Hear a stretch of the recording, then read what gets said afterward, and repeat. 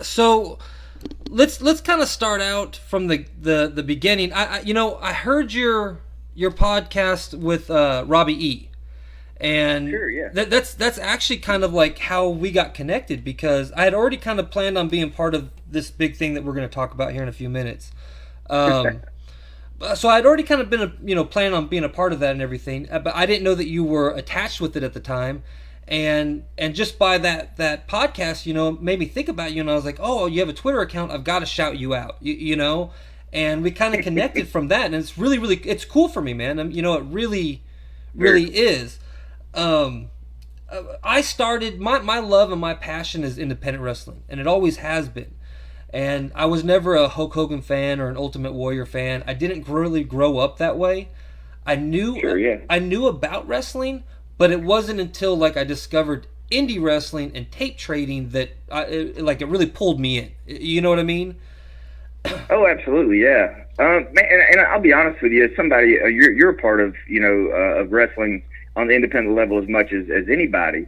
You're out there and you see what guys are doing and the trips we were making, and making town. Sometimes there's a great crowd to work in front of. Sometimes there's a great crowd of chairs to work in front of. But just being out there, man, and doing it and being a part of pro wrestling. And I think that's what really feeds my love of independent wrestling more so than anything. It's awesome to go to a WWE show and Sure. take my Yes. kid and Yeah. and enjoy that huge atmosphere and machine that it is, and all that. But man, on a whole different level, independent wrestling has my heart, just because I've done that and been where those guys have been. So I try to support that as well.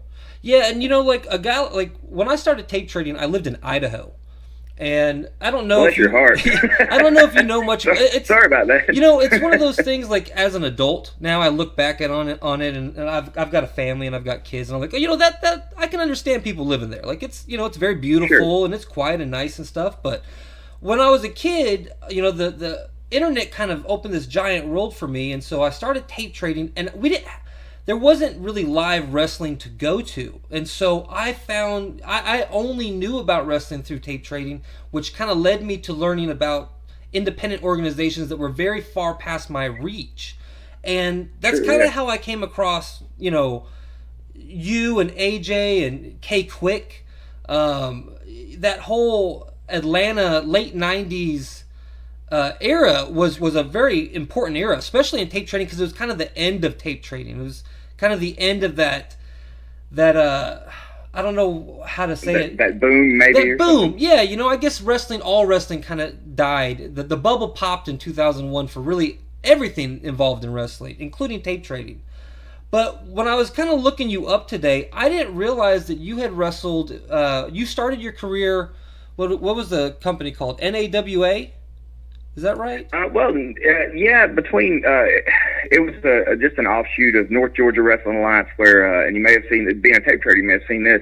It began, they were a part of a wrestling block that Joe Pedicino and Bonnie Blackstone had, that was like 8 hours long on Saturdays, and they would Yeah. have WWF syndication and WCW and Smoky Mountain, and then North Georgia Wrestling Alliance, and they had a guy, who dressed like Uncle Sam and had a puppet who would talk. Everybody makes fun of that, but that's how you remember it. Right. Yeah. But that's where Buff Bagwell started, and Scotty Riggs and Raven, and a lot of those guys came through there. And Disco once, Inferno and Disco, yeah, of course. How could you forget Disco? And once that and once those guys kind of started branching away, it became the NAWA, and I was a bigger part of that than I was North Georgia. But it was all very much the same kind of structure as it was when it was North Georgia.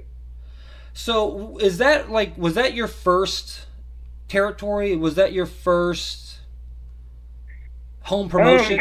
Yeah. Well, it was really the first time I got any exposure, if you can call it that, just for the fact that I had done, when you're a 15-year-old kid and you're in high school and you weigh 140 pounds, you don't really get booked quite a bit. But that was the first opportunity I got where some of those guys were actually really good wrestlers. Like I got to start wrestling with guys like Bobby Hayes, who everybody knows, and David Young I met, Yeah. and Terry Lawler, and people like that, who are friends to this day. But that's when I got to. That's when I say I really started training, because I was doing stuff. Even though it's small TV, it's TV. You're learning Sure, how to work yeah. in front of a camera. and you know, you're learning times and stuff like that. But that's the first time I really got a chance to start becoming a wrestler. I don't know if that makes any sense, but that started molding me a little bit towards what I eventually tried to become. Yes, sir. And you're I'm looking at your Wikipedia right now, and dude, half that stuff is wrong. My birthday's wrong on there. Oh, is it really? Yeah, I think my birthday. I'm actually, let's see. I was born May the 11th, 1979. I think it has me like 77 or something. No, it's got you at 79. I bet you someone fixed that after the Robbie E show. Oh, they heard me say a different one. Yeah, and there's some terrible names on there. I think there's a something has my name as Ott, Frank Ott. Yeah. Now I can't take credit for that, but me and my buddy, who were a team, we did rip off the Midnight Express thing, the Beautiful Bobby Sweet Stan alliteration sort of thing. So I did use the Fabulous Frank for a little bit, but Ott I've never heard in my entire life. Somewhere there's an old time wrestler named something Ott who's pissed that I tried to make a name off of his gimmick. That's true. There's got to be. There's no question about that. So, but tell me about Kid Ego. Was that your first name? Sure. And who? What made you decide to call yourself Kid Ego? You know, man, I was 145 pounds and thought I was a pro wrestler. Just to be honest with you, you know how it is. You've been around those guys. Yes. But you know, it was a cool name. I thought I could be a bad guy. With that description, you can assume how much heat I got. But, right. But you know, that's just one of those things I thought. And I carried a skateboard, so I was like, oh, this promoter, one of the promoters from Georgia, he's like, hey, you need to ride the skateboard. I said, well, I can't. I can't ride it. He said, then why do you carry it? I said, it's a prop. And he looked at me like I had three heads. But yeah, that was one of the first names. That's the one that Bill Behrens ended up pulling off of me and giving me the Air Paris name. Oh, okay. So let's go through what were your ideas? You know, okay, let's kind of jump ahead or jump backwards a little bit. Sure. Because I kind of I started out kind of in the middle of it. But how did you decide that, like, hey, this, especially as a teenager, how did you say, hey, because every teenager loves something. When I was a teenager, I loved wrestling too. I didn't start training until I was already 22, you know, and so how did you, as a young teen, not just a teenager, but a young teen, decide, hey, I'm going to be a pro wrestler now? See, by the time I was a teenager, I was already trained. It's what's bad. When I was about 8 years old, my sister was dating a guy who was, you know, I don't want to give him any sort of notoriety or anything on a podcast, but he was training to be a wrestler. So I was kind of that little kid that hung around. You know how that goes. Sure. And eventually I would get in the ring, and they wanted to do spots to each other, and either they were too afraid or wouldn't jump high enough. And I started taking bumps at 8, 9 years old, and by the time I had my first match when I was 14, I mean, I probably thought I was a whole lot better than I really was, but but you I was had on the level of But yeah, I was on the same level with a lot of these guys that I've been wrestling around training with, and I don't know if that says something good about me or terrible about them, but well, you know how when you're young, like, especially when you're a kid and stuff, you're lighter. And you can move around. Yeah.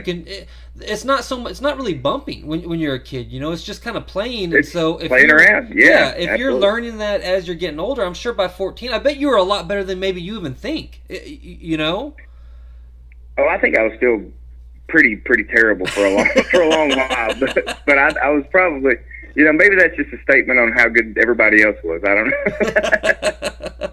So what point? Because on your Wikipedia, I know you. I don't remember you from NAWA.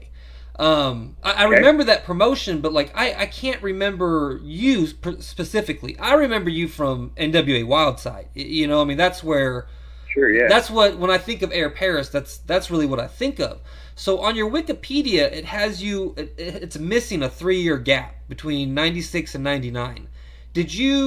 Were you still working, or was it more of like, hey, I'm going to wait, I'm going to wait till I'm 18, 19, 20 years old or something, or what happened there?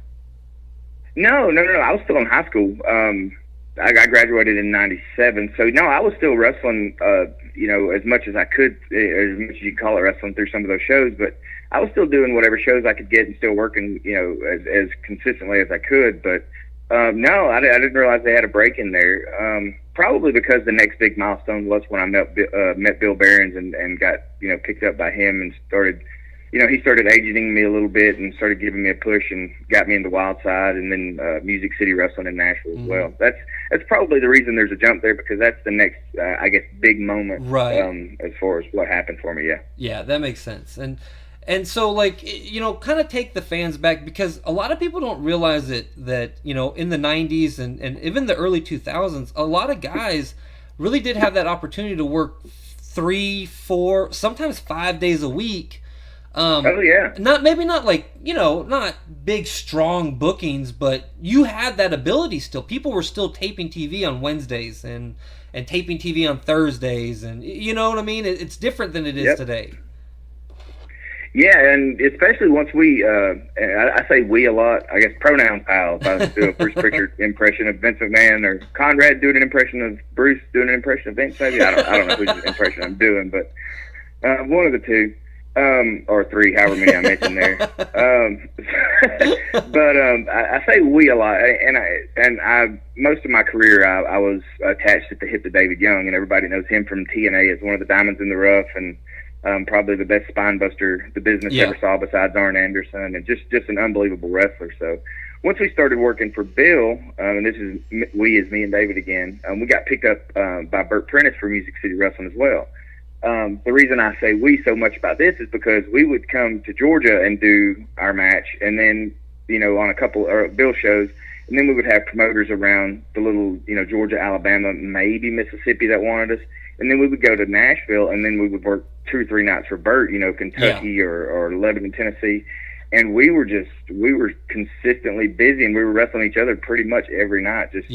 That's when I was going to wrestling college at that point. David has always been grossly underrated, to be honest with you, as far as being funny and athletic, and just he's the prototype of a pro wrestler. Man, getting the opportunity to I was growing with him on one sense because his star was gaining power. I was there for that rise for him, but he was already such a good wrestler that I was learning from him every night as we were both gaining our steam. Just a cool thing to be a part of, especially with one of my best friends.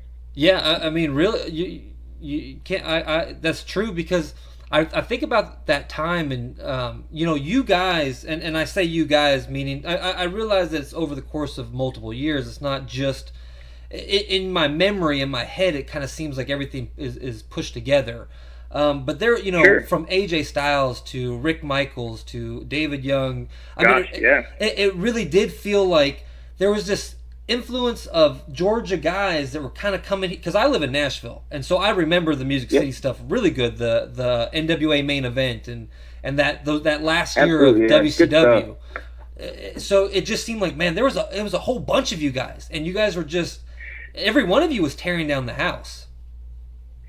Man, and that's a testament to just how hungry everybody was at that point. You mentioned guys like AJ, of course, and we don't have to brag on him too much, man. But you know what? In every opportunity, I make sure I do, man, because there's nobody in the world who deserves every great thing that happens for them or to them as much as AJ. That guy's worked his butt off and sacrificed a lot, going and stepping away from your family a lot for 2 years to go to Japan to bet on yourself. A lot of people don't A, have that kind of guts, or B, have that kind of integrity to stay the person you are while you're away that much. And just, dude, for him to do that and it all come full circle, as an outsider looking in, I couldn't be more proud if I tried of that guy. But talking about other guys that came through Wildside, I mean, you got to think we had Adam Jacobs was there. Adam was on his way up, and he's tremendous. He came to Nashville with us quite a bit. Rick Michaels was on his way up. Rick was a really, really talented worker. I never had a great match with Rick, and it always bothered me. I saw everybody else having these I don't know what happened. I would watch him have all these other great matches, and something, I don't know if I was just didn't have chemistry with him or whatever. We always got along great, but I just maybe one of these days I'll get to have that really, really that match that I think we deserved against each other. There were guys in Wildside, John Phoenix, Yeah. Jason Cross. Yes. Those guys were in Suicidal Tendencies with me. Jeez Louise, man, those guys were unbelievable. Yeah, I thought The Jason. fact Jason Cross. I thought he was Yeah. like one of those guys that was like, I don't even know what happened to him, to be honest with you. I mean, he just felt like he was a natural. Oh, absolutely, yeah, Jason, and he's, we keep up on social media and stuff. He's got a great looking family, and he's got kids he's proud of, and he's doing well, man. Being a dad is a cool gig that a lot of us find, Yeah. Yes. And he's doing awesome. John Phoenix, though, I mean, the fact that those guys weren't featured on WCW Nitro, working with all those cruiserweights, that's a crime. Yeah. I mean, it's unfair to wrestling fans that they never got to see those guys on a big stage. Yeah. And those are just a few guys off the top of my head. Then you've got every name in the business walked through that little church building out there, from like you said, Ron Killings to AJ to Dusty Rhodes was there, Steve Carino. I'm just popping off names. Yeah. Gosh, everybody. Jerry Lawler, 3 Count, the Young Dragons. I mean, everybody came through that building at one point or another, and it was just that was just lightning in a bottle. That promotion. If I could go back. And just, not lose my family, just go back and do all that stuff again and just enjoy that time of my life, I would have to think about it real hard, just for the fact that was probably the most fun time of my life in wrestling. That just was unbelievable. Yeah, we were having great shows, great matches. The fans were enjoying it, and we were all working towards a goal, which was, getting signed to one of the big shows. And it was a viable, a tangible thing we could Yes. reach out and grab. We saw our friends doing it all the time. Yeah. So it was a cool time. It really was, and it's almost unfortunate, because it feels almost like it was such, this whole thing kind of happened at the end of that bubble, and Sure.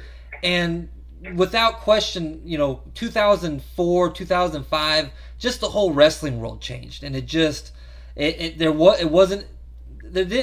some passion kind of, when WCW and ECW went under, it kind of felt like a little bit of that drive and that determination from the underneath kind of died down as well, and the fans kind of walked away a little bit, and tickets weren't selling quite as good for a little while. And I mean, it's hard to think about, because right now you just had an indie show sell out 11,500 tickets, but there was like this, it's incredible, isn't it? There was almost this dark couple of years in the indie level, where there was still the talent, and there were still guys out there that were willing to go out there and make the drive, but there wasn't as much work so much. And Sure. And so it kind of sucks, because you guys were hot. You guys were real. It's like you were saying. I mean, honestly, man, like, no question. I'll never forget the tag team of David Young and Rick Michaels. Like, I thought, God, those guys are Great. just, fuck, they're killing it, Yeah, absolutely. And it just kind of feels like once 2004 hit, everything kind of changed in the landscape of wrestling. I want to talk about. Go ahead. Oh, I'm sorry. No. I was going to say, I can't, I don't want to just tell the same stories over and over, but, talking about a dark time, I can speak to that personally. Because when, Johnny Ace called and let me and AJ go over the phone, let us know that he was going to, WWE, give me 6 months in the company, and I love you guys. I'll get you a job. Just trust me, blah, blah, blah. And I'm not trying to cast any dispersions on him. No. When he got up there, it's a completely different world, and he was being nice. Let's just be honest. Yeah. But that's when I kind of lost my whole. And it's so stupid to look at it now. I was 21 years old, and some may say I was one of the better cruiserweights in the country or whatever at the time, at least in the Southeast, I would hope. Maybe at least in Georgia, right? But I had all this momentum, and instead of taking it, and it's a tale of two cities. AJ Styles took it and was like, "Hey, okay, I've gotten here. It got pulled out from under me, but I'm gonna go and I'm gonna prove him wrong." Right. I'm like, hey, but he was 2 years into the business. I was quote unquote 7, right. because I'd been doing my little shows. I thought I was this grizzled young vet. So mine was, hey, I worked so hard to get here, and now they pulled it out from under me. Screw this! I'm gonna show them. I'm gonna walk away. Right. Which was it was a punch in the gut. At it now. Sure, but I mean, I can understand. Like, at the time, it was just a punch in the gut. You feel like you worked so Sure. hard, and now you don't. Dude, I'll be really honest with you. Like, as bad as WCW got as far as like what people said or what people wrote about or whatever, deep down inside, I never really thought that it would go out of business. Like, I never really. Oh gosh, no. Yeah, No. I never thought WWE would ever go out of business or ECW would ever go. I just didn't think that would happen. They felt like those three felt too big to fail, and like somehow, some way. It would stay up, and so I can understand how I wasn't in the business yet, I don't know how I would have felt if that would have happened to me. So if you think about it, Vince buying the company, Vince owning WCW was the one thing that could never ever happen. It would never happen, and then it happened, right? It just so happened it happened 6 months after I signed a contract. I mean, in a way, that's kind of insane. Thankfully, I was there for a couple years doing security and extra spots before they decided to do that. So, a lot of good experiences. I'm not too sour. Well, that's good. So let's talk about the hot shots. I want to ask you about this specifically because I'm really good friends with Chase Stevens. Bless your heart. We've been friends for like I'll take things people never say for 1,000, Alex. I'm really good friends with Chase Stevens. Now I don't go to the bar with him. No, he's good. You know what I mean? Like that's how you stay friends. That's how you stay friends with Chase. I tap out, but I'm good friends with Chase, and I never knew that you were Cassidy's first tag team partner, or not first, but I never knew that you were the Hot Shots before Chase. Yeah. Well, that's ours was sort of short lived. It was just more of a really a Nashville, Music City based thing. Those guys took it far more national than me and Cass did. But when Cassidy first got to Music City from Louisiana, he was called the Hot Shot, Cassidy Riley. So next thing you know, Bert saw us, and me and Cass were fast friends. He's a good dude as well, and we were kind of similar size. He was better shape, of course, but doing a lot of the same sort of stuff. And he saw, I guess, a new Rock and Roll Express and said, "Hey man, the girls are going to love this."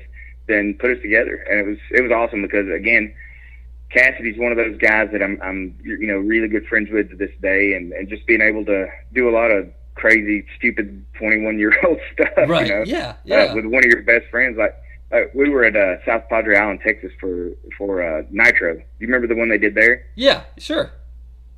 So we were there, and our spot they told us was to be two drunk college guys, and we were like, "Oh, okay, yeah."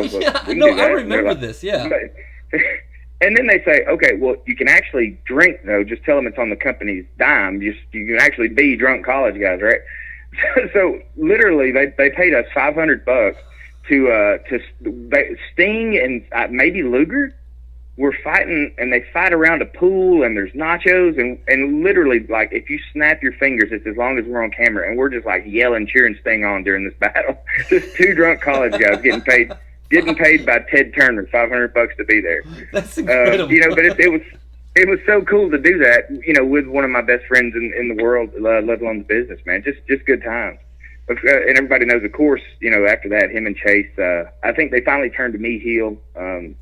And me and Cass got to do a little run working with each other and had some unbelievable matches, and started getting noticed there as well. That's when I first took on I stole the Hardy Boy look and had the hair grown out and did all the piercings and all that stuff. And, let a little of that natural Frank Paris attitude come out and got a little heat because it's people tend to not like that guy sometimes. Then that's when Chase slid in, and those guys have made that name far bigger than I ever had a chance to. So proud of those guys, man. They're about to be on WGN. WGN, yeah, Ring Warriors as the Hot Shot. So good for them. Good I for didn't Chase. get to see the. Go ahead. Absolutely, man. Those guys deserve it. Those guys are, they're still young guys, and but relatively, but they've been in the business a long, long time. They deserve, a break and to make some money in this business. And they're still grinding. I've done multiple things all the time with Chase. Not too long ago, we were doing like 3 and 4 day tours all throughout Tennessee and stuff. And man, I mean, I look at Chase and I don't even understand how he does it, to be honest. All the time. He never stops, man. He never stops.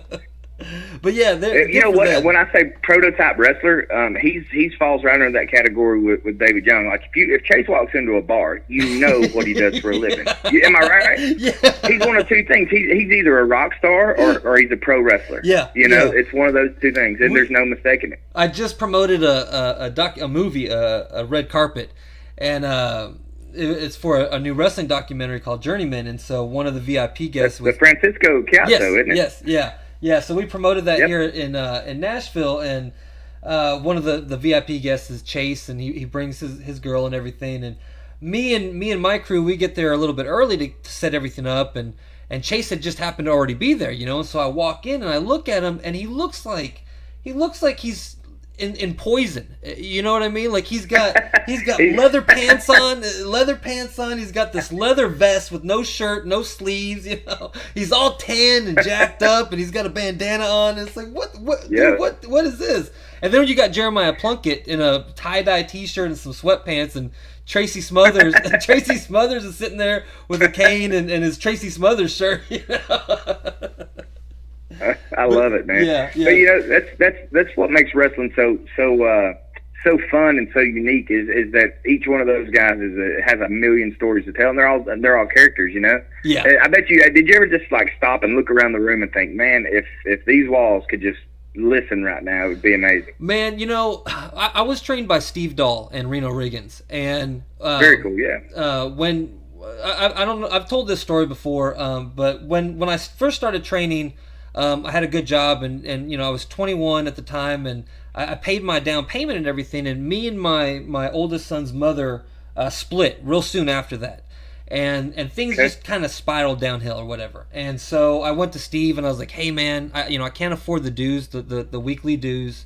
I'll get back in it. I just got to take a couple months off, and I'll get back in it. Just kind of get stuff together. Yeah, and he looked at me. He's like, man, you'll never come back. He's like, people say they'll come back, but things happen. And he's like, if you can't afford it, I'll tell you what we're going to do.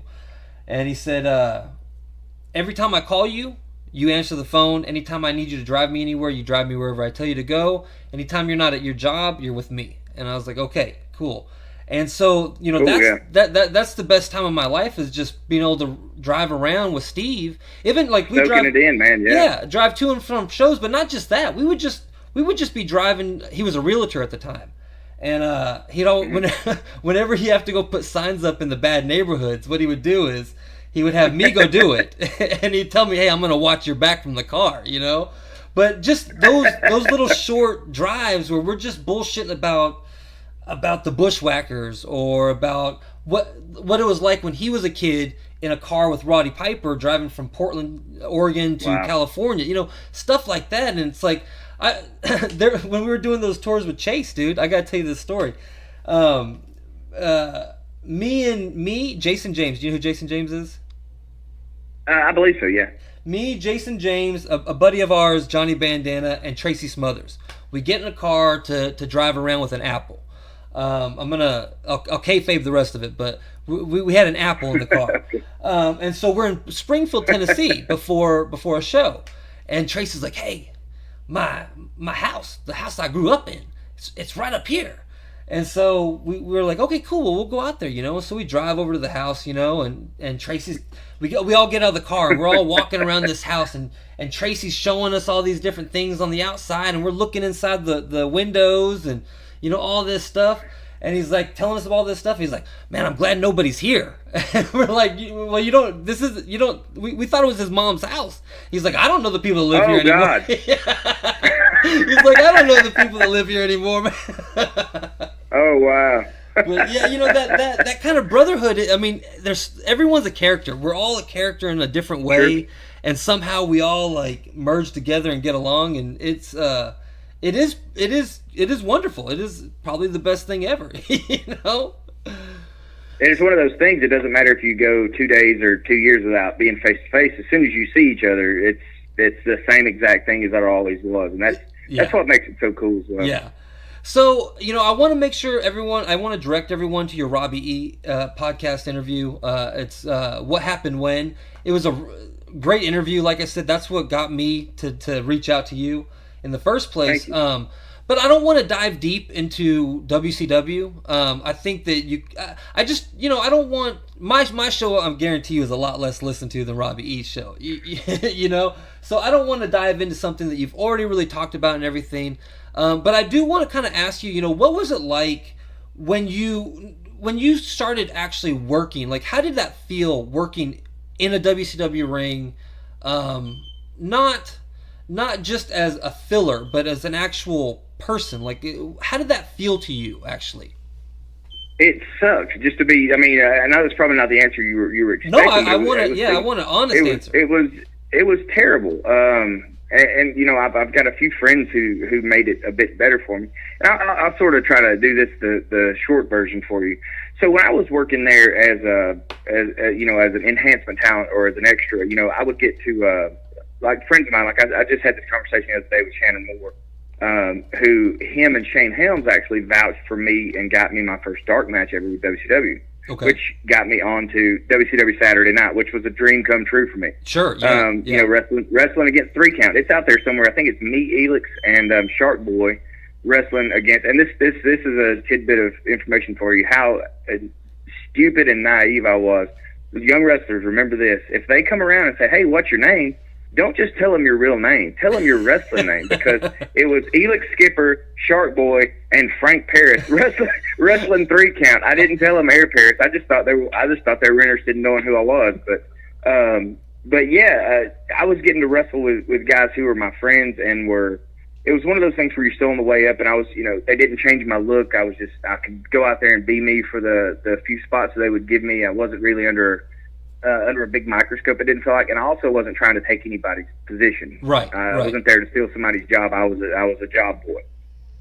So those were great. There's some super fun stuff. Working with 3 Count again with I'm not sure who I jobbed for more, Chronic or 3 Count, but I know I did a lot for both of them.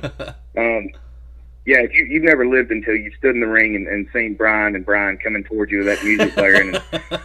But you know what? Those guys treated me unbelievable. Oh, they may cool. not have always been the oh my gosh, yes, I would wrestle Chronic 5 nights a week if I had to. Oh, wow. I loved wrestling them. They weren't always super easy with everybody, but not one time did they ever stiff me, hurt me, put me on my head. Anything. Those guys were, and I would do, maybe because I would do anything they wanted. Like, it even got to a point to where if they had a job match and it was against somebody else, they would go, "Hey, why don't you put the kid in there with us?" Oh, instead wow. of this guy. Yeah. So loved working with those guys. But anyways, so that that was super fun. You're like, "Hey, I got to do a match. I'm going to be on Worldwide in 2 weeks. It's cool. Or I'm going to be on Saturday night or." Anything like that. It was super cool though. So then we signed our contracts, and I'll say this for instance, and I've heard he's changed a great deal, and I really hope so. Lex Luger treated me great when I was a security guy, handcuffed to Elizabeth on TV. I don't know if you remember when we had her kidnapped at Russo, and we kept just stealing her. We had her handcuffed, and we'd run away every time he'd get close. Treated me awesome that way. Once I was signed, and I don't know how he even knew who I was, that I was signed or anything, completely changed. Oh, man. Just a different person. Yeah, just a different person. The cruiserweights were always great to me, Chavo and Shane and all this stuff, because, they got it. Yeah. I was never gonna steal a Shane Helms' spot, Right, yeah. Plus we were friends. But some of the guys just weren't as giving at that point because I guess they saw, well, they signed him, then he's going to take my TV time or something like that, which is absurd. And the worst part is they changed my whole look. They put me in spandex. If they had let me keep, because the first time I walked into the WCW office, and they're like, "Okay, well, you can't wear pants. What are we going to put you in?" I said, "Well, why can't I wear pants? Everybody else on the roster is wearing pants." Right. Everybody. Yeah. And they said, because everybody else is wearing pants. And I said, "But one more pair of pants is gonna kill the show, right?" Yeah, that's a cop out. Everybody can. It was a bit of a cop out, but hey, they were paying me a lot of money. I'll put on anything they want me to. Sure. So the first time, and I had never in my entire wrestling career worn tights, not one time. Oh, wow. Always. Yeah, exactly. So you put trunks or tights on. It's a real. It's got to be uncomfortable. It's a real. Uncomfortable is a word. There's, you're real vulnerable. Sure, Maybe yeah, is the yeah, word I'm no, looking yeah. for.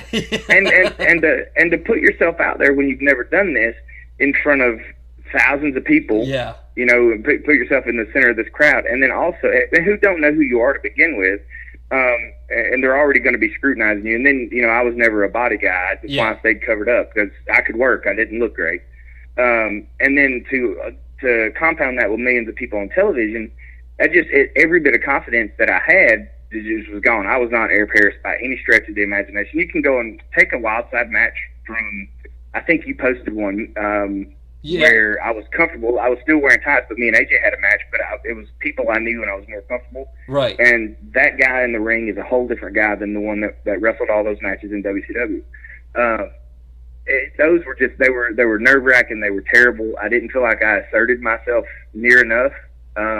If you took me, the attitude I had and the person I was a year before that, and AJ Styles now, and put us in that whole locker room, we would have ran the place. Yeah. You know, we both understand who we are and what we can do, and we would have made sure that we made our impact on it a lot more than we did. But yeah, just I said long story short, but I made it probably longer than I had to. And yeah, like, just they weren't fun. They weren't fun. I can understand that. Like, it's kind of like it goes from being, instead of it being this dream that you're reaching for, once you get it, now all of a sudden you've got all these rules, and it's not what you've been doing, but it's about what they're telling you to do and how you're supposed to be. And well, you know, and I'm okay with that. I mean, structure's good, because those people, like the people that were telling us what to do, it's like Arn Anderson.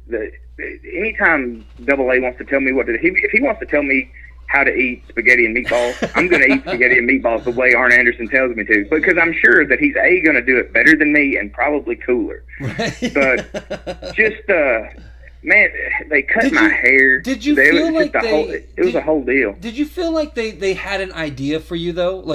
I hear. No, you don't. No. They just signing talent that they could sign at the time. Well, like, were they signing you? I don't want to come off as too arrogant, but they were coming and watching their guys, the power plant guys, wrestle at Wildside and seeing what they were doing, and then me and AJ went out and did one of our matches on our turf, and we were. It was one of our matches. I don't want to take it any further than that. But when they saw it, they were like, "Oh my God, why are our guys not doing this?" Right. So like, they signed you to have. If our guys aren't doing this, yeah, let's get these guys. Let's make them our guys. If our guys can't do this, let's get these guys. Right. So they signed you because they wanted because of your talent, but they never really had an idea of what they were going to do with you. Do you think? I don't think so, because, you know, me and Alan, we were wrestling against each other, and this is what it's funny. Me and him kind of laughed about it. I saw him a couple months ago, and we only wrestled as Air Raid like 6 times, maybe 6 times, and that's what everybody remembers. But we wrestled each other probably 200 times, and far better matches, and nobody ever talks about them. So right. Yeah, and then the Air Raid thing they threw together, and they're like, "Oh, we've got this new entrance, and it's going to be great." And they wanted us to wrestle in those flight suits that we came out in, which would have been disastrous. I mean, even more so. But yeah, they came in and told us, "Hey, we've got these lights and these sirens, and we've got a video wall and the whole deal." And they're putting this whole thing behind us, and we did it one time. Right. But you know, it makes for a cool video to be able to show my little girl. Right, and you know, I didn't hate the name. I mean, this would have been what, 2001? Yeah, 2001. So I was 20 years old in 2001, and so I mean, because I remember I knew who you guys were already. Do you know what I mean? And so like I was like, oh, I get the name Air Raid. I get that it has air in it, and that, you know, you guys are high flyers. Sure. So I kind of got it. I didn't think the name was great. Like, I didn't think it was cool, you know. But like, to me, it made sense because I already knew who you were. But to a larger fan base who may not know who AJ Styles and Air Paris were, I could see how that name kind of it didn't invoke a lot of excitement. Sure, yeah. And it's bad because they started talking about changing their names. Of course, they changed AJ's to Air Styles for like one or two matches, which he loathed. He hated that. He said they should have changed Paris to Air Styles or something, changing my name instead of his. But yeah. They just, man, they were grasping at stuff. And, and I don't want to come off as ungrateful or anything. I'm super thankful for the opportunity and the time I had there. And it's my fault that I didn't make more of it. But, yeah, they were just kind of throwing stuff against the wall to see if it would stick. And funnily enough, that's one of those that we don't make the worst gimmick lists all the time, but it's one that everybody still remembers somehow. Yeah. So after WCW, you still, I know you said that kind of went dark for you, that you kind of, some of your passion may have changed, but you were still involved in wrestling for a few years, weren't you? Yeah, I did some, I'll just be kind of fully transparent. When WCW fired us, it was on my birthday, that's one of those big, that's the womp womp. You can insert that sound effect if you'd like. Robbie said he was supposed to be upbeat, and I kept making him sad with all my stuff. But so, man, I was 21, and my favorite band was just hitting like this peak where they were just kind of selling out everywhere and just touring, 200 days a year. And I had money in the bank, and I was like, hey, I'm gonna go and watch these guys play. And for the record, they don't play the same set list every night. They're one of those bands. But so I went and followed Widespread Panic around the country as much as I could. And man, I was a 21-year-old bum pretty much, just sort of basically a deadhead following these guys around, enjoying rock and roll and partying a lot, and enjoyed that. And then finally, a promoter called me and was like, hey man, got a show happening. It's close to your house. Would you want to come hang out? And I did, and kind of got a little bit of the bug back. You know how that happens. Yeah, and, yeah. Next thing you know, I was doing some booking and a little bit of wrestling, and just kind of trying to be a part of the business again, albeit very locally, Sure, sure. And just met a lot of young guys and started trying to help them out. And I hate to be that guy who's like, well, do it this way or this way, but I know how they want it, so if you want me to help you, I'm happy to. And I was just sort of that old guy that was happy to be around. Yeah. Was there ever a point where, and I know you said, locally and everything, but it's good to have good self-worth and good self-value, and I'm sure that you were talented. Was there ever a time where you just thought, well, let me just do this one last tour. Let me kind of put my name out there and do, this one last time of hitting some of the towns? And was there ever a thought about that? Well, okay, here's you something, and I've not told anybody in the world except for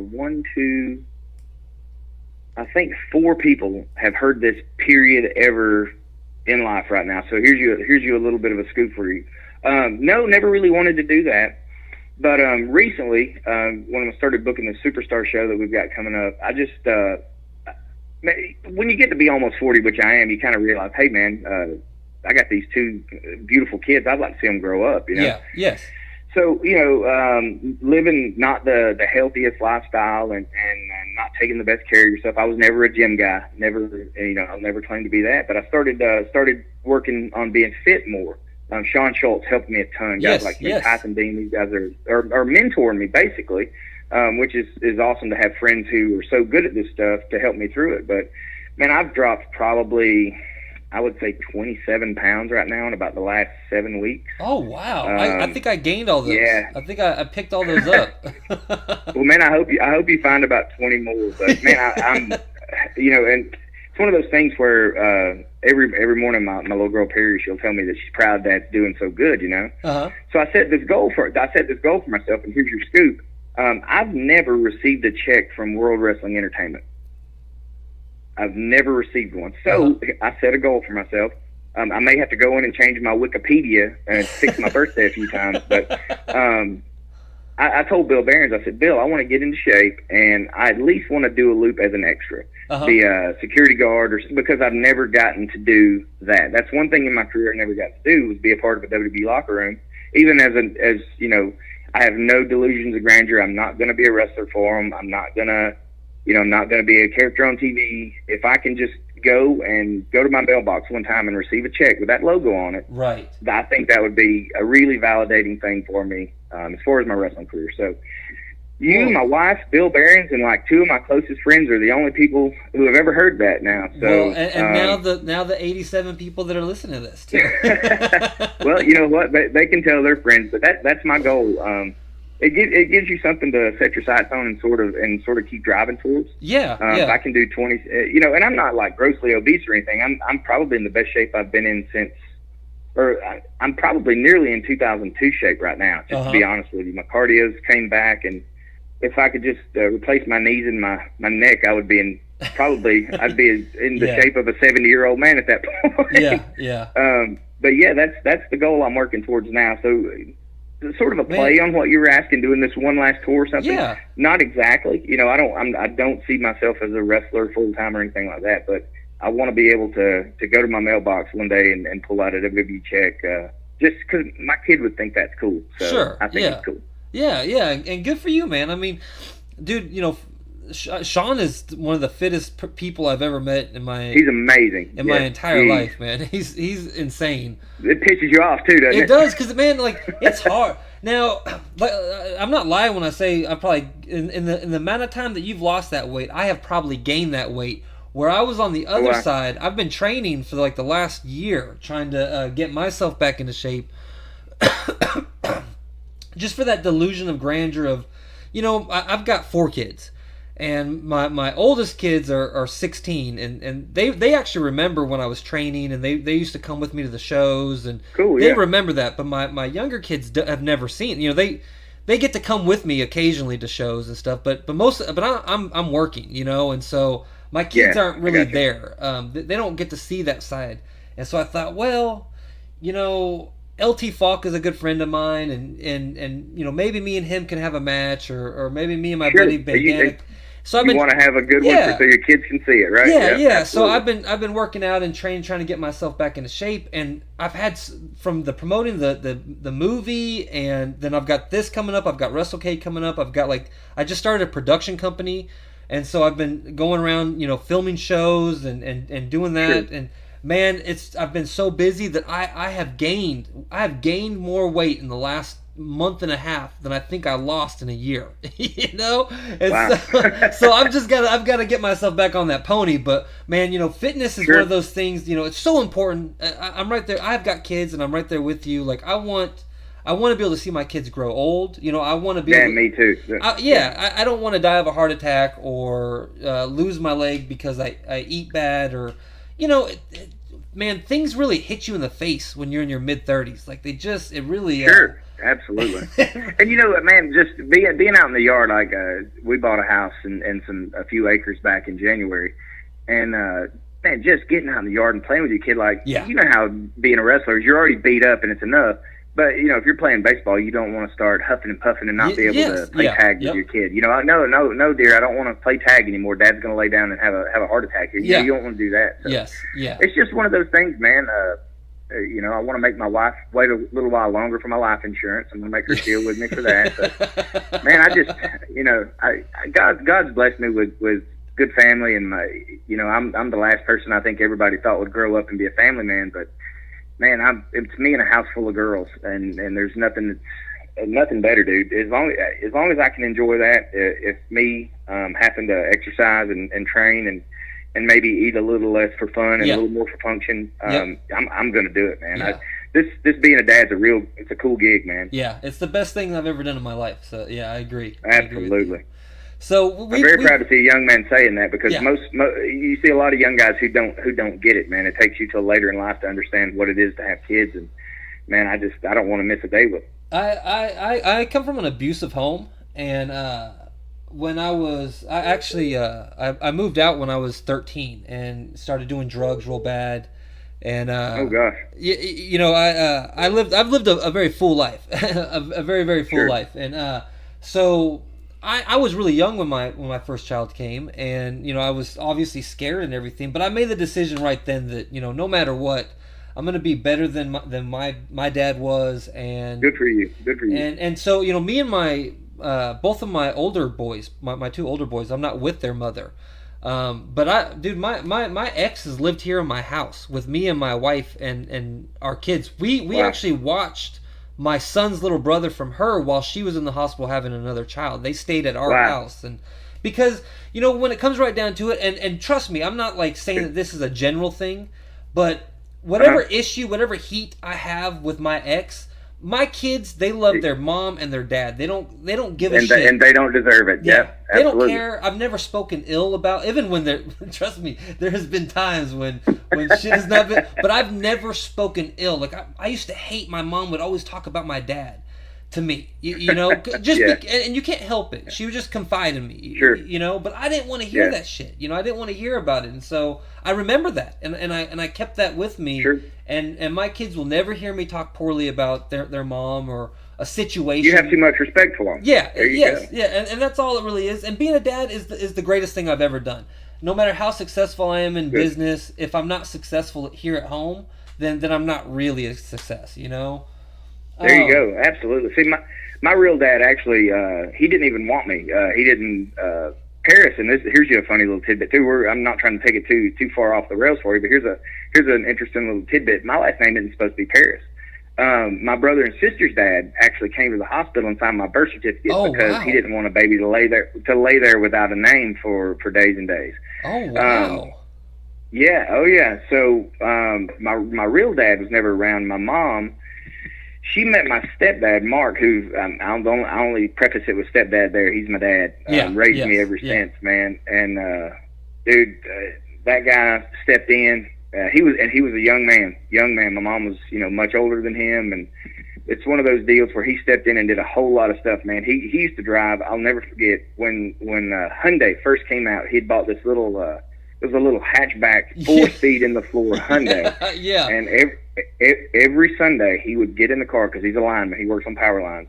He would get in the car and he would drive to Arkansas on Sundays, and he would be gone all week. And he would drive home and he would spend Saturday afternoon with us, beginning of Sunday, and he'd drive back. And he was working all the time. And that was just for us. Yeah. So when you see somebody, doing I don't even know, 12, 13-hour commute every week, one way, just to provide for their family.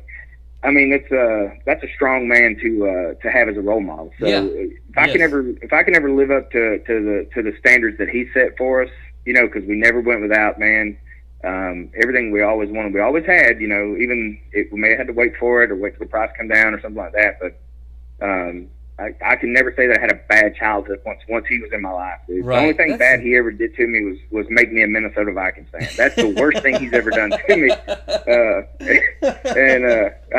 This year I may forgive him for it, but these other years I'm not sure. Well, don't feel bad because I'm an Oakland Raiders fan, or sorry, Las Vegas Raiders fan now. So, but bless your heart.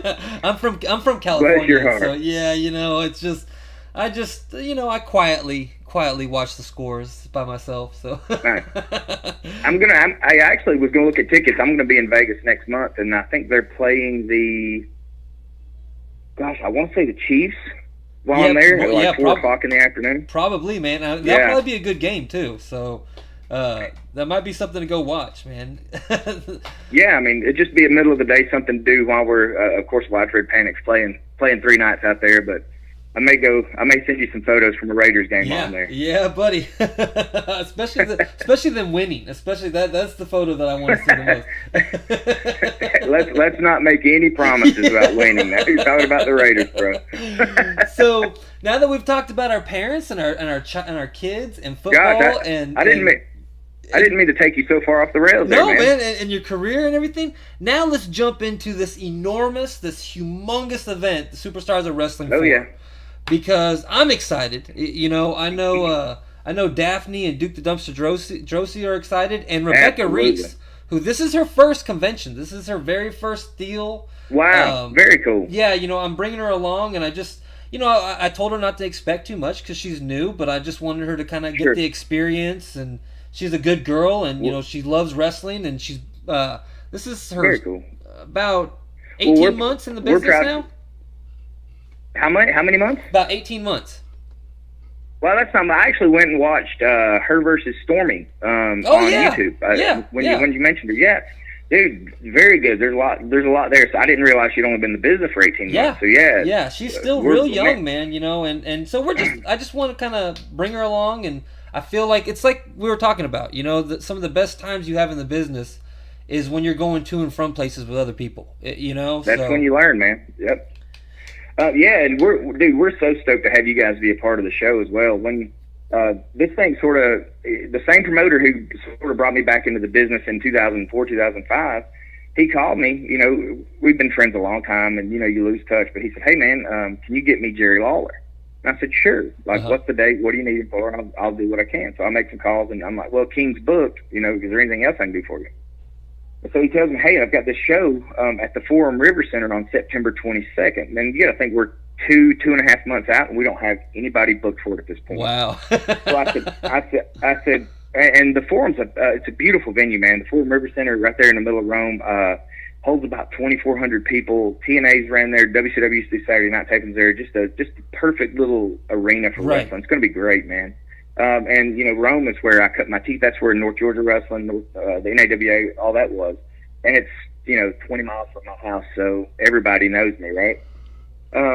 So it's just one of those things, and we start talking, and he's like, "Well, who do you think I could get as a headliner?" And I said, "Well, tell me your budget." And we started talking a bit, and I'll never forget, I was at my regular job, and I called him. I said, "Man, if you want something to wow people, I've got an idea, but I can't promise you that it'll happen because I don't think it'll happen," pretty much. Yeah. And he said, "What you got?" And I said, "The Young Bucks." And he was kind of quiet. He said, "I know who they are, but I don't really watch New Japan," because he's you know, he's an older wrestling fan. And I said, "Dude, they're the hottest thing in pro wrestling that doesn't have a WWE logo attached to it." Yeah. And I said, "That's only because they haven't signed there yet. WWE can't wait to put a WWE logo on them." So he said, "Man, let's see what we can do." And I reached out. Of course, Bill Behrens, who's, you know, been like a father figure to me throughout the years, and always helped promote me. I said, "Well, trying to help this show, is there any chance I can get the Bucks?" He said, "Well, Frankie, I'll be honest, probably not." He said they turn down stuff. Hey, what, you know, family, they turn stuff down all the time just to be at home. Between Ring of Honor and New Japan, those guys, you know, working. They want to see their families too. Yeah. So fast forward about 2 weeks of kind of nail biting and stuff, because you know the show's just creeping up, and you don't have anybody announced. And he calls me and says, "Hey, the Bucks will do it." And I was like, "No way. There's no way we actually got the Young Bucks to do this show in Rome, Georgia." So at that point, I started looking at other names who I wanted to book, and I called Bill Eadie and got him and Barry Darso, Demolition, who my favorite tag team probably of all time. I love them more than the Road Warriors by far. Got them to come. They're going to be a part. Full face paint, whole deal. Jeff Jarrett is somebody that I've always loved watching Jeff work, especially heel Jeff Jarrett. Yeah. Getting to be around him was one of those cool things. He's like my Jerry Lawler, my generation's Jerry Lawler to me. Just, man, this thing started snowballing, and now you can see where we're at. But a couple months ago, I had no idea I was going to be booking a wrestling show, and now we're sitting just a couple days away from probably the biggest thing that Georgia's possibly ever seen. That's how it always happens. It's you just we're always at least one foot in the door at all times. Every time, you just never know what could happen tomorrow. But I'm excited about this. You know, Booker T is going to be there, and like I said, you know, I've got Daphne and Duke the Dumpster Drosy and Chad. Man, how cool is it that Duke Drosy is doing appearances now? Man, and you know what's so funny? Okay, now he is jacked. He is jacked to the gill. I know, it is crazy, man. I mean, he is a big, tough dude. So by happen chance, I see it. I got a buddy named Scott Hensley, and he does stuff out in Chattanooga. I know that name. Yeah, he does stuff in Chattanooga. And I see a picture of Duke the Dumpster Drosy, and it's Chad Hensley, and he's like signing at the Scenic City Invitational it was a few months ago. Duke the Dumpster Drosy, and I'm like, whoa! So I hit him up immediately because I wanted to be the first person to get in this guy's inbox. You know what I mean? Like, sure, yeah. I knew it. I knew that if I wasn't the first, I would be the last. You know, and so Hensley gave me the information. I hit him up. He agrees.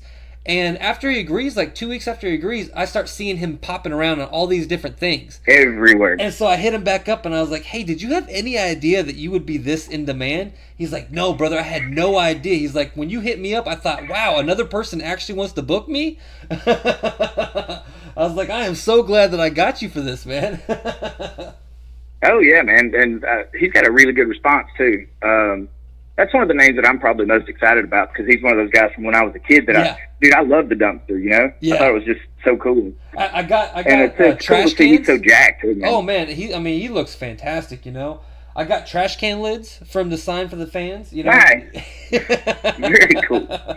And you know, Daphne, another guest of yours, is somebody that she was one of those people who was my friend at WCW when she didn't have to be. She was a huge star on television, and she's just always been that same sweet, crazy girl that she is, you know. And I'm excited to see her. I'm going to tell you, since Daphne probably won't listen to this, but I had such a humongous crush on Daphne when she was in. we all did, brother. Man, we all did. Such a huge crush, and like sometimes I sit there and I like when she did that video for me, and I was just sitting here thinking yesterday, I was like, man, you know, I'm about Daphne's putting my name over right now, like. I couldn't have imagined this, you know, 15 years ago. There's no way I could have believed that this was going to happen. Sure. Yeah, it's funny. Like another one of our guests, Francine, is coming. Yeah. And 15-year-old me, man, Francine was it. Yeah. You know, you could have Sonny or whoever. You know, 39-year-old me. Francine is pretty much it. Yeah. And my buddy Chad is bringing her. Heroes and Legends. Absolutely. Definitely want to put them over. Yeah, Heroes and Legends. Good people, good guys. And man. Chad sent me a photo from they did a con in Atlantic City, and she's holding a little piece of paper that says Eric Paris is my favorite wrestler. Now I know she was paid to do that, but still, that's one of those things. I sent that to everybody I know, and was like, yeah, suck it. Just send it to everybody, and just DX suck it the whole way. Is what I was telling everybody. But that's what's cool about these conventions, and this one in particular, man. I feel like. And this is I want to put you guys over too. This is a testament to all the vendor guests that we have, the vendor partners in this show. Hey, I went and got the Young Bucks, but you guys are bringing Daphne and Francine and Duke Rossi and Mean Gene Okerlund's coming. Yeah. I mean, there's just this huge. I mean, Demolition's going to be there. Jeff Jarrett. Who else? Abdul the Butcher. Yeah. There's everywhere you turn. Your childhood's going to be somewhere around you. Yep. And that's one of the coolest things there is about these.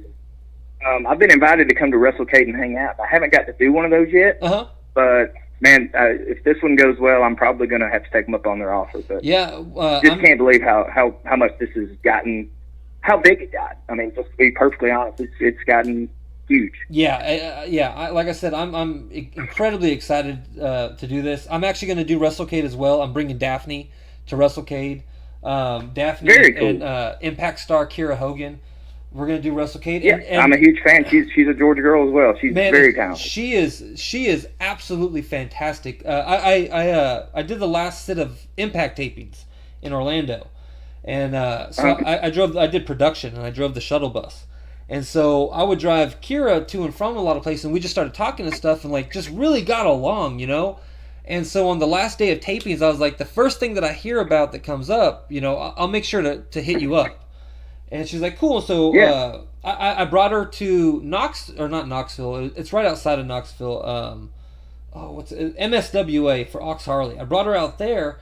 And then right around that time is when I decided I was going to do this thing. And so I was like, hey, do you have September 22nd open? And she's booked. Mm-hmm. And otherwise, she would be there too.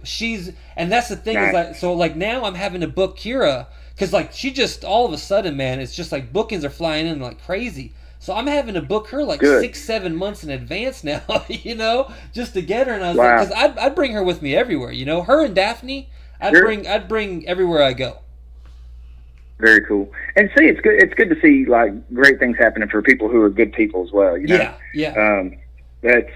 Too often you see bad people in great positions, and you know I don't wish bad on anybody, but it's always one of those. Man, I wish that could have happened for this person. So Kira's doing good, man, and you know from an outsider, I don't really know her. I've been around her on some indie shows, but seems like just a really sweet girl and talented, and she's got a look that WWE is going to make a lot of money with one of these days. There's no question about it. Yeah, she's perfect for that kind of thing. So I can't. You've got Dave Milligan. Is that how you say his name? He's bringing all of his belts, man. I think that might be. I'm excited to see Mean Gene. because that's a part of my pop culture childhood. Sure. But I'm excited to look at all of those incredible belts that he's bringing. Yeah. See, what's cool about Dave is I just reached out to him, Facebook friends, and of course I know his work and I respect him, but I never really got to know Dave. And now through this booking, I just reached out and said, hey man, this is what I'm doing. I think your belts and you would be, and he's like, well, the belts are the attraction. I'm like, no, I think you're part of the attraction. It's kind of like Conrad. Yeah. Conrad doesn't realize that people want to meet him. People want to be around him because of what he does. He's just one of those wrestling personalities that people are attracted to. So I was like, I would love to have you guys be a part of this. I'd love to feature you. I don't really know what kind of deal to offer you. And we just started talking, and Dave's become a fast friend too. And it's funny because he's sending me pictures of these belts, and I'm just googly-eyed over them. Yeah. Like he's bringing and this is a cool tidbit. You remember Steve Austin's TV title, the silver one with the lines on it? Yes, yeah. That belt has only been out of the case one other time, besides Saturday night, the 22nd. And that was for StarCast. He brought that belt out for that. And he's bringing it for us, yeah. I mean, that's one of those belts that Steamboat had and Arn Anderson had. I mean, the actual, the physical belt that they carried on pay-per-views and televisions, and had in their bag going up and down the road. It's just one of the small pieces that he's bringing. But I've had more wrestlers message me and say, hey, can I be part of the show? I just want to meet Dave Milliken. Yeah. and I'm like, I'm telling Dave this, and he's like, wow, that's pretty cool. And I asked him to do a promo, and he said, do you think anybody will watch it? I'll do whatever I can to help you. And overnight, he had like 2,500 views on his video. Because, that's an interesting thing, yeah. Sure. I said, if you don't understand that you're an attraction now, you never, ever will. Man, but it's just top to bottom, man. Just hopefully there's something for everybody, from the young folks who want to meet the Bucks, the hottest thing in the world before they go up to the Machine, or Nikita Koloff's going to be there. Tim Horner's going to be there. That's another guy. Dr. Tom. Dr. Tom, the greatest trainer in the history of pro wrestling, is going to be there. Yeah. It's just everywhere you look, there's going to be something for somebody to enjoy. This is a very well-rounded. I'm super excited. I've got two helpers that are coming with me that I'm gonna have to smack in the face and say, look, you guys got to help me. You can't be looking around. Like I can already see it now. Well, if you guys want to try to get there a bit early, maybe you can kind of finagle around the booths and stuff before you get started. Yeah, we're actually gonna leave Nashville at like 7 a.m. because we want to get there, and we want to be set up, and we want to be able to just walk around and like not be too stressed out, So just kind of take it all in. Yep, yeah, I'm very much looking forward to it, and I hope to me and the promoter of New South Championship Wrestling, who's where Rebecca Reese is coming from. We're actually looking at doing something similar to this in Bowling Green, Kentucky next year. And, I think that, man, this area, from Nashville to Kentucky to Georgia, Mississippi, it's so rich in wrestling history. And I feel like, the New York always gets these things, and Florida always gets these things. And WrestleCade is great, because they do it every year in North Carolina, and they've got this great, humongous fan base. But this whole southern part of the country, man, we love wrestling here, and we've got a long, rich history. And so, I'm so appreciative of you guys doing this in Georgia. And hopefully we can kind of grab a hold of the same kind of nostalgia and fans that feel forgotten in Kentucky as well. So if everything comes together like we hope it will, I'll definitely reach out to you, and I hope to have you guys in some way a part of it in some way, shape, or form. Sure. And anything I can do, man. This is my first time doing this, so I'm gonna learn kind of on the fly. Yeah. But thankfully, I've got a good support system. Like I said, all the vendor partners that we have been great. And a lot of folks are like, "Oh man, you put together this unbelievable lineup." No, we put this thing together. Every time somebody tries to say that I did it or me and the promoter did it, I mean, yeah, we went and got a couple people who are headliners, but then the next thing you know, you guys are all bringing just name after name after name. It's just turned into this huge event, hopefully. Yeah. So anything, hopefully I can learn. This one comes off hopefully without too many hitches, but Anything that I can do going forward, man, for you, please don't hesitate to ask. I'm more than happy to help. Yeah, I'm excited to be a part of it, and my big thing is WrestleTopia, which is my brand and everything. It's all about, and even this podcast, the Tape Trader's Guide to '90s Pro Wrestling. It's not Sure. necessarily about the nostalgia aspect, but it's about, there was a time in our history, in pro wrestling history, where I felt like, from the fans to the workers to the companies, everybody was so interested in learning about everyone else, and that's what WrestleTopia is all about. It's all about, I'm giving away these champion packs to anyone that spends $25 at my table, and all it is it's just, it's posters, it's flyers, it's 8x10s, it's programs, trading cards from independent wrestlers and independent companies. And the people that I have on my podcast, it's like I want people, the fans, to go out of their way and check them out on YouTube, and check them, if they get a flyer from me from another company, go check these people out. They may have your type of pro wrestling that you love. Maybe it's not. Maybe it's not your type, but maybe you've never give it a look, right? Yeah, maybe you've never taken the chance to check out Rebecca Reese, and you go on YouTube and you look at her and you're like, oh, I love this person, or Damian Wayne, or just whoever. But it's all about spreading that love out for all of us, because the better the industry's doing, in my opinion, the better the industry does. It's better for everybody. The better, the better it is for each one, from the fans to the vendors to the companies to the workers. We all do better, and so it's all about spreading the love, man. And so, if anyone wants to check you out, Mr. Paris, on social media, where can they find you? Man, I've got my Facebook is I don't have like a fan one or anything, but it's just Frank Paris. The picture's either probably Frank from It's Always Sunny in Philadelphia, Danny DeVito, or it's me and my kids and my wife. Most of the time, my Twitter is pretty boring, so I just retweet stuff that Shane Helms says is funny. So you can find my Twitter at ShaneHelmsCom. I usually tell people that. It's Air Paris 33 if you wanted to look that one up. But I always make sure I give Shane a pretty good pop, because he's the funniest guy on social media that I know. But man, I just appreciate you having me, man. Yeah, man. Thank you so much for coming on here. Like I said, I can't wait to meet you. Obviously on Saturday, that'll be great and everything. But legitimately, like I try real hard to be real honest. I'm a very blunt person, just in general, and so I don't want to blow any smoke up people's asses, But when I say that you were a part of a very important time in my fandom that turned into more than that, you really were. Man, I appreciate that. Yeah, so it really is. It's one of those cool things. And I've had a lot of great opportunities since I got into the business. Even from meeting Steve Dahl and training me, but I've been able to, I know Shane Douglas, and I know I get to spend time with Tracy Smothers, and a lot of great opportunities. But those guys were kind of before my time.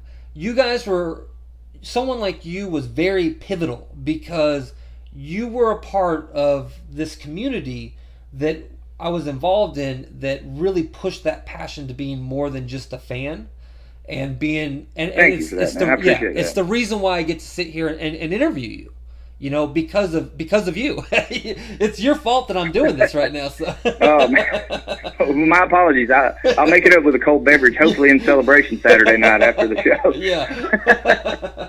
So thank you again, man, and I really can't wait to see you on Saturday and get to shake your hand and meet you. And hopefully everyone that's listening to this will be there as well. If not, they can come and check out a lot of pictures, because I'm sure there'll be pictures all over the internet the next day of all the here's hoping, man. Yeah. This is going to be a home run. It's going to be fantastic, dude. So thank you so much, man. And I'll talk to you on Saturday, dude. See you soon, bro. Thanks, man. So I want to thank Air Paris one more time, and don't forget a list of things coming up. Obviously Saturday the 22nd, Superstars of Wrestling. If whoever's listening to this, if you're able to be there and you don't already have a ticket, I'm telling you, go there, get a ticket. It is going to be worth it. Not only do you get in for the meet and greets, and yes, the meet and greets are going to cost more money. If you want to meet me, it's going to cost you a whole lot of money. If you want to meet Rebecca Reese, though, it's not going to cost you too much. But the ticket itself not only gets you inside for that meet and greet convention, that fan fest, but it gets you also into the show afterwards. So you definitely want to come in and be a part of that because the show is going to be incredible. The guests are going to be incredible. It's going to be an incredible night. So if you're able to make it to Rome, Georgia, September 22nd, to the forum there, then please do make it there. Support pro wrestling, support independent wrestling. It's the most important thing you can do in the business. But also, don't forget, every Friday night in Franklin, Kentucky, New South Championship Wrestling, there's going to be a Showtime All-Star Wrestling reunion show coming up December 1st. Don't forget WrestleCade, November 24th in Winston-Salem. WrestleTopia will be on hand with Kira Hogan and Daphne. And there could be one more guest. I haven't quite confirmed yet, but it is possible that there'll be one more guest. Shelbyville, Tennessee, Mayhem Pro Wrestling, WrestleTopia TV will be in the house for production, which you can find at WrestleTopiaTV.Pivotshare.com. $4.99 to subscribe, and you get that all month. You can watch every single thing that's on there, and then there's new shows that pop out every month. Every time I go somewhere, I film something. I'm always here and there, but that's going to be a huge show, October 27th. Road Warrior Animal is September 28th in Franklin, Tennessee, and then the next night in Lebanon, Tennessee. WrestleTopia will be on hand for both of those shows. So just remember, the most important thing is be out there, support your local independent wrestling, support your local independent wrestlers, buy t-shirts, buy 8x10s, buy 4x6s, buy the little weird bracelets that everyone has nowadays. Do it, help them out, support them. This is how we make a living. It's important. And don't forget, tape trading in the 90s was fucking awesome.